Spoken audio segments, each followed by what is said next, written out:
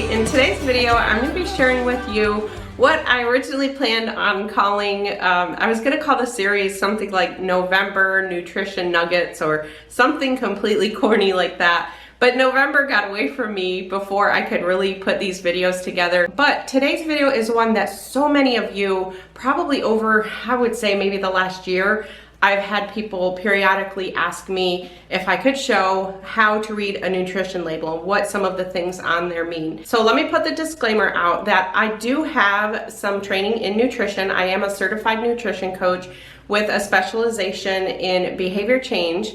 However, I'm not a doctor or a nurse or a licensed dietitian or nutritionist. So I do want to preface this video with that disclaimer and just mention that a lot of the recommendations that I'm going to be sharing with you are only meant as just general recommendations for generally healthy people. The whole purpose of this video is just to share with you how to actually read a nutrition label and be aware of it. But as far as the amount of everything that you should be having, please consult your physician or your nutritionist, dietitian, whatever it may be. As always, I'd love for you to hit the thumbs up button. It makes YouTube happy, the algorithm, and all that fun stuff. All right, so let's get into this video.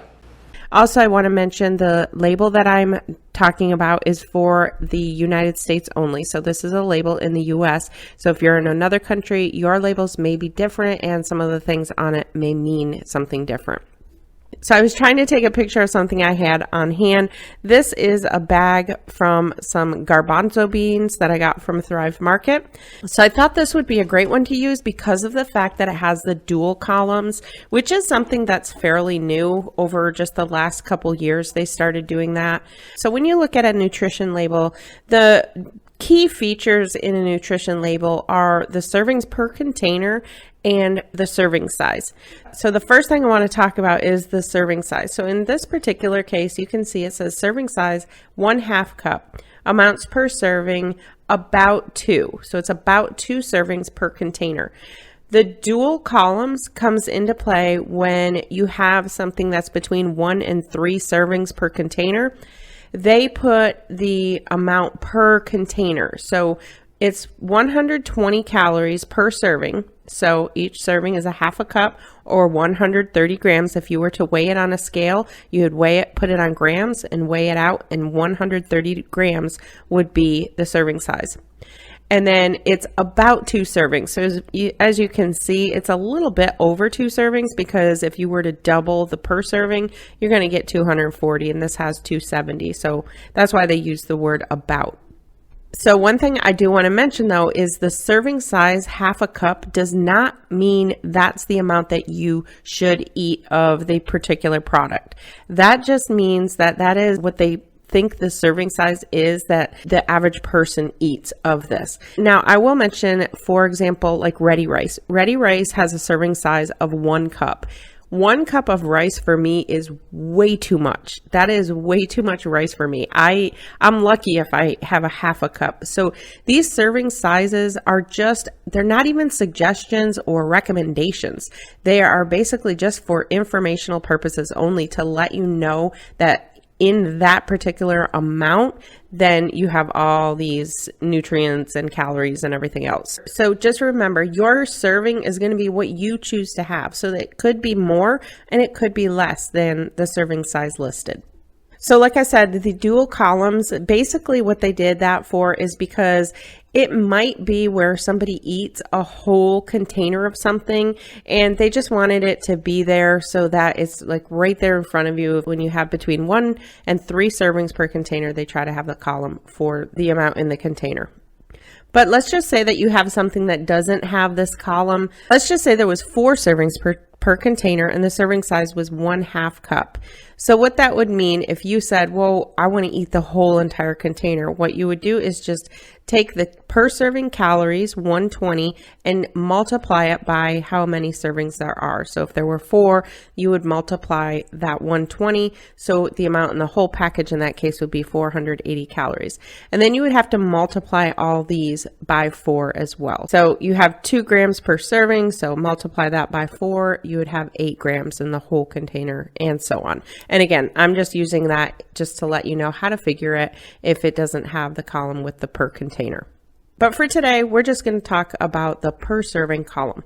So like I said, the serving size, half a cup, 130 grams. Then the next thing you're going to look at is the total calories and the macronutrients. So you've got your calories, you've got your total fat, you've got your total carbs, and you've got your protein. Those are your macronutrients.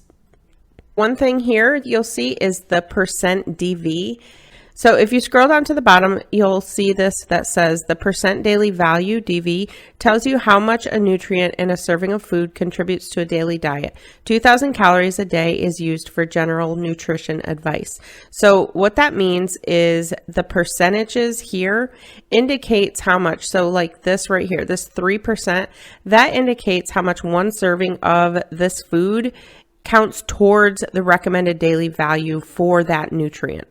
And it's based on a 2,000 calorie diet. So if your calories are lower than 2,000 calories a day, then these percentages are going to be higher for you because, for example, let's just say you're getting 1,500 calories a day, then the total fat that you're going to need for the day is going to be less than it would be if you were getting 2,000 calories a day. And same with the other nutrients. So something to keep in mind, this percentage is based on a 2,000 calorie diet. Now, the good thing is if you're doing Weight Watchers, they pretty much figure all this stuff for you. So that's where you get the points. So you really don't need to do that. And honestly, even if you're counting calories and you're just doing basics, if you're getting into macros and you're really paying attention, you might start looking at some of the percentages. If you want something as a guide though, you can use what's called the 5 and 20 rule to just determine if that percentage daily values are high or low. So what the 5 and 20 rule is based on the recommendation from the Academy of Nutrition and Dietetics that states that generally we should choose products that provide 5% or less of saturated fat, cholesterol, and sodium, and 20% or more for fiber, vitamins, and minerals. Like I said, talk to your doctor, your nutritionist, because it may be different for you. So in these garbanzo beans, there are 2 grams of total fat in a serving. And then you can see we have 0 grams of saturated fat and 0 grams of trans fats. So that's good. Trans fats you really don't want to have any of. And then, like I said, the saturated fats, you do want to keep those low. What it doesn't list is the healthy fats, so like monounsaturated fats and polyunsaturated fats. It doesn't list those. Those are things that you find like in olive oil, nuts, seeds, fish, things like that. It doesn't list those on there, but it's obviously easy to figure out because you can take the saturated fat and the trans fat. So you can see in this case you have 0. So that means there's 2 grams of those healthy fats in this particular product. Next, we go down to the cholesterol. There's no cholesterol in this. Cholesterol is another thing that there are different studies on. Next, we have sodium. This is saying it has 10 milligrams of sodium, 0% of DV. So that is a good amount. Next, we have total carbohydrates. So in this case, there's 20 grams of carbs per serving. With carbs, this is where sometimes carbs get a bad name. You have to determine what's good for you with carbs. Personally, for me, I like to give my body carbs. I think carbs are great. Your brain thrives on carbs. Your brain is fed by glucose, and usually you get that from the carbs. So I do like to eat carbs on a daily basis. I try to stay away from refined carbs. So there's what's referred to as good carbs and bad carbs. I don't really like to say good and bad when it comes to food because I don't like to label food as good or bad. But there are carbs that are more healthier and then carbs that you would call kind of like play food. So that's maybe like your pies and your cookies and your crackers and, you know, different things that are refined carbs. They don't have the whole grains in them. Then you have things that have whole grains or like fruits and vegetables. Those are a carb, but they have fiber in them. They have good nutrients in them. So that's where you kind of have to look at the whole picture of the carb. And is it just kind of a carb with a bunch of refined processed things in it? Then that's not going to be the healthiest carb. One thing that you want to keep in mind is the net carbs is usually what people are looking at. So a lot of people that do low carb, they really pay more attention to net carbs. And the way that you get get your net carbs is you take your total carbs and you subtract the dietary fiber. So in this situation, you would have 20 grams of total carbs minus 6 grams of dietary fiber. That's going to leave you with 14 grams of net carbs. So that's how you're going to figure that. Now you see here, dietary fiber, it has 20% of the percent DV. So that's a good amount of fiber for that particular amount. So you're getting 6 grams of fiber for a half a cup, which is pretty good. And then next we have total sugars. So the total sugars in this is 3 grams. So the added sugars are the sugars that they add to it. It doesn't need to be there. It's not a natural sugar. You could have something that has a high amount of sugar. For example, you might have a can of pineapples, and the pineapple might have 20 grams of sugar in it, but it has 0 added sugars. So what that means is you're getting those natural sugars from the pineapple. So you want to really pay attention to added sugars. Obviously, if you're diabetic, again, same situation. Don't listen to this that I'm talking about. Talk with your doctor, because for diabetics, it's different. You do have to look at your total sugars, your carbs, and all that stuff. So I'm not suggesting anybody follow any of this. This is just things that I've read and learned based on the average healthy person. But one thing to keep in mind is when you have total sugars 3 gram, let's just say that this did include 1 gram of added sugars. That doesn't mean you add the two together, because it says includes. So if it says total sugars 3 grams and includes added sugars of 1 gram, then that's going to tell you that it has total of 3 grams. And if there's 1 gram of added sugar, then that means there's going to be 2 grams of natural sugar. You don't add these two together, the total. This is the total grams, and then your natural and added sugars will equal the total. Then we're going to come down here to protein, and in this one there is 6 grams of protein. Now a lot of times you don't see this percentage DV on protein, and that's because every single person has different needs when it comes to protein.